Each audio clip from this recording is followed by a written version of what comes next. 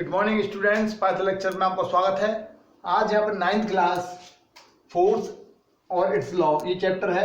यहाँ पर जो टॉपिक रहेगा हमारा third law of motion. Okay, तो हमने फर्स्ट लॉ और सेकंड लॉ ऑफ मोशन हमने प्रीवियस लेक्चर में कवर कर लिए थे। ओके, थोड़ा सा देखो फर्स्ट लॉ और सेकंड लॉ से टच रहेगा, तो इसलिए जिनको नॉलेज अभी नहीं है फर्स्ट और सेकंड लॉ की, तो वो प्रीवियस लेक्चर में जाके जरूर एक बार देख लें। Okay, after that come to this video. देखिए टॉपिक है third law of motion. Okay, तो देखो according to third law of motion when a body exert a force on a another body. देखो सपोज एक बॉडी है, एक दूसरी body जिसके पास रखी हुई है, ये मूव करते हुए आई और यहाँ पर एक फोर्स अप्लाई करेगी सेकेंड बॉडी पर। ओके, तो यहाँ पर ये बॉडी 1 और ये बॉडी 2। ओके, ऐसा मान लें बॉडी ए और बॉडी बी। अब ये बॉडी ए बॉडी बी पर फोर्स लगाएगी, ऑब्वियसली बात है। अब देखो according to third law of motion जो ये सेकंड बॉडी होती है ये भी सेम इक्वल वैल्यू से इस पर रिवर्ट में फोर्स लगाती है, यानी कि force exert by A on B is equal and opposite direction to the force B to A, है ना। तो इसका मतलब ये हुआ कि भैया एक बॉडी दूसरे पर जो फोर्स लगाती है दूसरी बॉडी भी फर्स्ट बॉडी पर उतना ही यानी इक्वल अमाउंट में लेकिन अपोजिट डायरेक्शन में फोर्स लगाएगी। ओके, तो यही होता है third law of motion. Okay, तो यहां मैं लिख देता हूं यहाँ पर कि force exert by body one body two another, then second body also exert force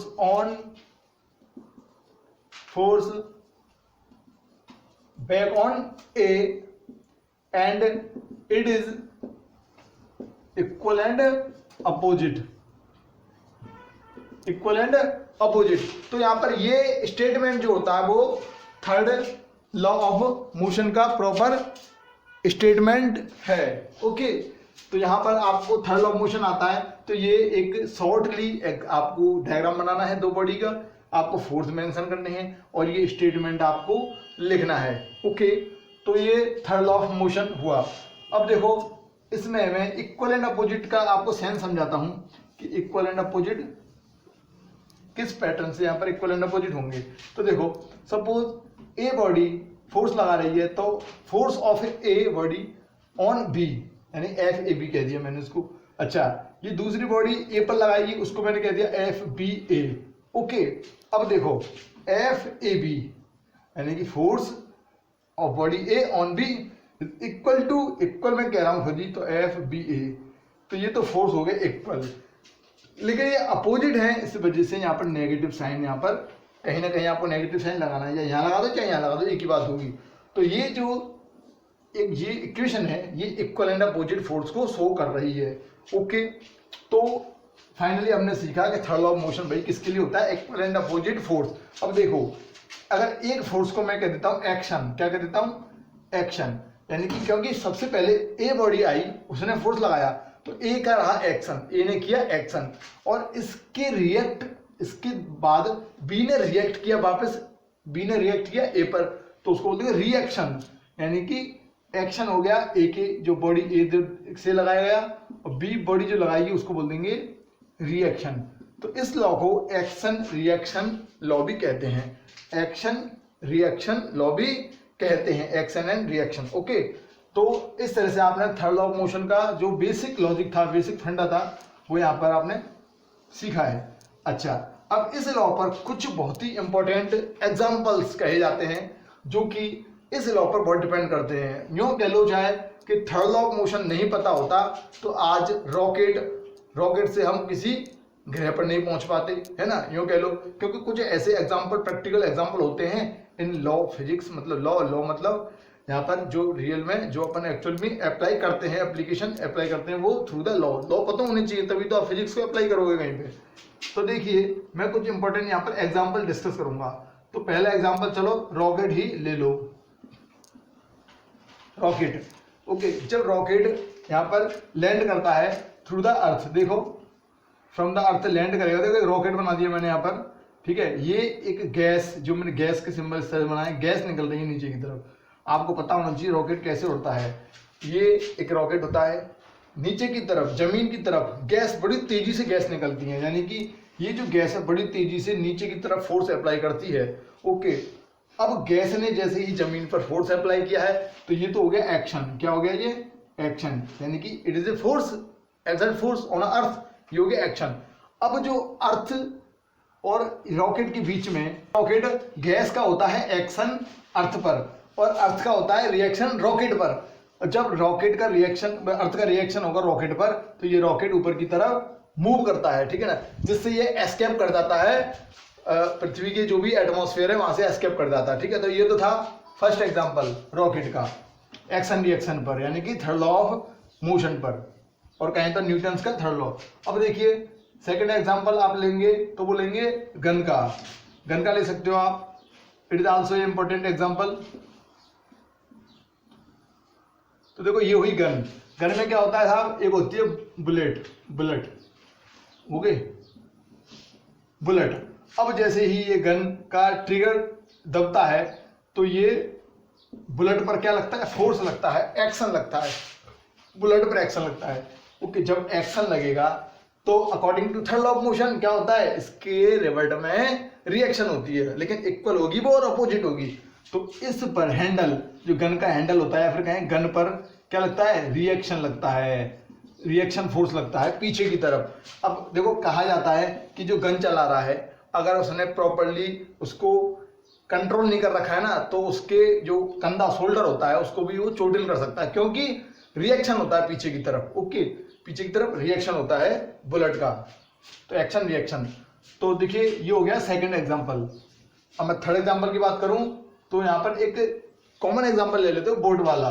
जैसे कि नॉर्मली पानी के अंदर कोई बोट पड़ी हुई है, जैसे ही आप किनारे पे कोई एक ह्यूमन, ओके, ह्यूमन पैर आगे बढ़ाकर मतलब किनारे पर आता है, बोट से उतर के किनारे पे आता है, तो यहाँ पर वो आगे की तरफ चलता है, तो ये तो हुआ एक्शन। क्या हुआ? Action by the human. और इसके इक्वल एंड अपोजिट क्या होती है, रिएक्शन। वो किधर होगी सर? बोट पर होगी। वो बोट पर क्या होगी, रिएक्शन होगी। इसीलिए कई बार देखा होगा कि आपकी जो बोट है वो पीछे की तरफ धक्का खाती है, थोड़ी सी पीछे की तरफ होती है, पीछे की तरफ धक्का खाती है, क्योंकि उधर रिएक्शन होता है आदमी का, ठीक है। तो यहां पर ये थर्ड लॉ ऑफ मोशन के वेरी इंपॉर्टेंट एग्जाम्पल थे, ठीक। अब इस चैप्टर का लास्ट टॉपिक और इंपॉर्टेंट टॉपिक भी मैं कहूंगा वो है conservation of momentum. Conservation of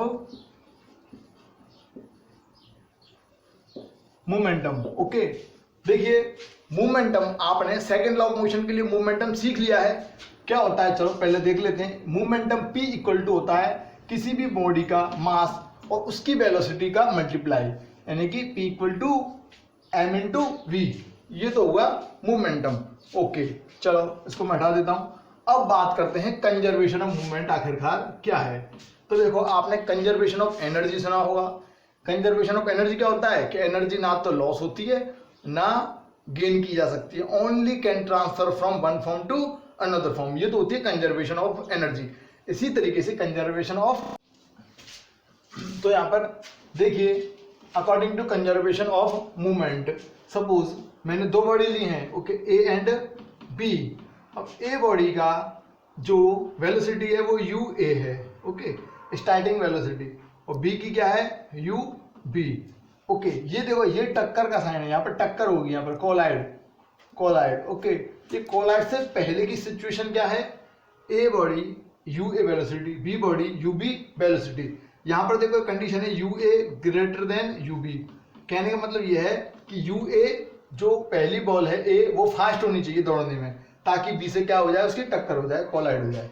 तो देखिए ए और बी, अब यहाँ पर टक्कर हो गई। अब देखिए फोर्स बी का जो फोर्स होगा वो ए के फोर्स के क्या होगा, इक्वल होगा, यानी कि दोनों जब एक्सर्ट करेंगी फोर्स तो equal and opposite. Okay, third law of motion apply होगा यहाँ पर, equal and opposite. Okay, third case मैंने जो लिया है वो क्या है, देखिए दोनों बॉल हैं, अब टक्कर होने के बाद जैसे दूर होंगी तो देखो इसकी वेलोसिटी चेंज हो जाएगी, वो होगी va और इसकी सपोज vb। ओके, तो ये कंडीशन क्लियर है आपको यहां तक, ठीक है। अब देखिए यहां बीच वाले केस में बताइए, according to third law of motion F B A equal to minus F A B. Okay, third law of motion लगा दिया यहां पर। एफ देखिए force of A, force A की वजह से कैसे निकालोगे, अच्छा इनका मास के बारे में नहीं बताया मैंने, इसका मास एम ए है, इसका मास एम बी है, अलग अलग बोले तो अलग अलग मास होगा ऑब्वियसली, एम ए और एम बी। तो देखो फोर्स इक्वल टू क्या होता है, m into A, m into A यानी कि एम ए तो उसका मास हो गया।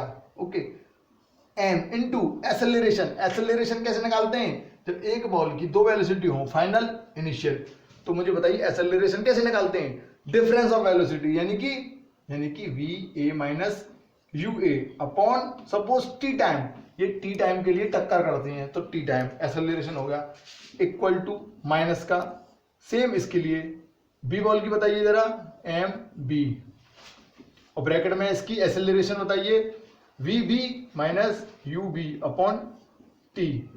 ठीक है, यहां तक ठीक है।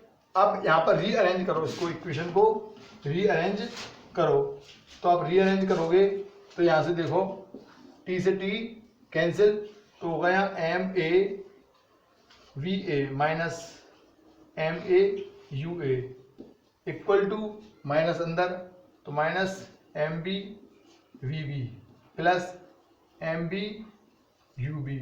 ओके, अब वापस इसको रीअरेंज करोगे, देखो इस को तो इधर ले गया मैं और इसको इधर ले आया, तो क्या होगा m A v A plus m B v B equal to m A u A plus. तो यहां पर आपने इस इक्वेशन से क्या कंक्लूजन निकाला वो आप देख लेते हैं एक बार, और इस तरह से आप कंजर्वेशन मूवमेंट कवर करोगे पूरा। देखिए इसका मतलब आप सीधा सीधा समझो कि ये जो इक्वेशन है वो एक्चुअल में क्या है, देखो m A u A m B u B, देखो यू ए यू बी क्या है, इनिशियल वेलोसिटी है, यानी कि मैं कहूं तो इनिशियल मोमेंटम है, initial momentum. Okay, initial momentum equal to, अब ये क्या है देखो वी ए वी बी, ये फाइनल वेलोसिटी है, इनके साथ में मास का मल्टीप्लाई है, तो ये टोटल मोमेंटम है किसका, लेकिन आफ्टर कोलाइड, टक्कर के बाद का, यानी कि ये फाइनल कहेंगे उसको मैं, फाइनल मोमेंटम, वो फाइनल मोमेंटम, तो यानी कि initial momentum equal to final momentum. तो ये फाइनल इक्वेशन रही आपकी, और आप कहोगे according to conservation of movement initial momentum equal to final movement, यानी कि टक्कर से पहले का movement total momentum equal to टक्कर के बाद का momentum, so that is the conservation of movement. Okay, तो इस तरह से आपका ये जो चैप्टर है फोर्स एंड इट्स लॉ आपका ऑलमोस्ट फिनिश हो चुका है, थ्योरी पोर्शन फिनिश हो चुका है।